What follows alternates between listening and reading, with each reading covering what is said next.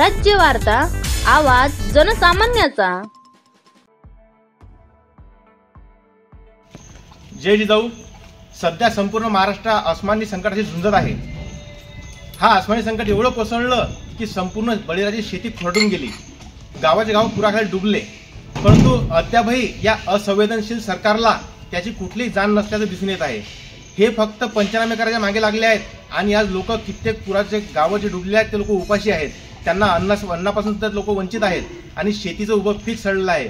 तरी आम्ही आज संभाजी ब्रिगेडचे सन्माननीय ॲडव्होकेट मनोजदादा आखरे प्रदेशाध्यक्ष यांच्या आदेशानुसार महाराष्ट्रातील सर्व आमदार खासदारांच्या घरासमोर एक आमचं टाळ मृदंगाच्या गजरात संबळ गिंबळ वाजून आमचं आंदोलन सुरू आहे।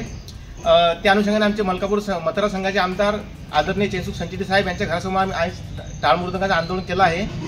या आंदोलनाच्या माध्यमातून आमच्या सरकारला एकच सांगणं आहे की तुम्ही सरकार मायबाप आहात, आज जनता वाऱ्यावर जात आहे।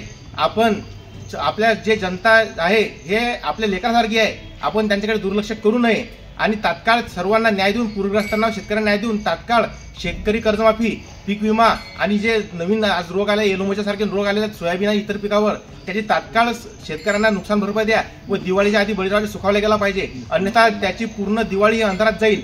यामुळे जर आमची ताबडतोब मागणी मान्य झाली नाही तर आम्ही संभाजी ब्रिगेड सत्ताधारी पक्षातील कुठल्या आमदार खासदाराला रस्त्यावर फिरू देणार नाही, मतदारसंघात फिरू देणार नाही असे मी जाहीर करतो।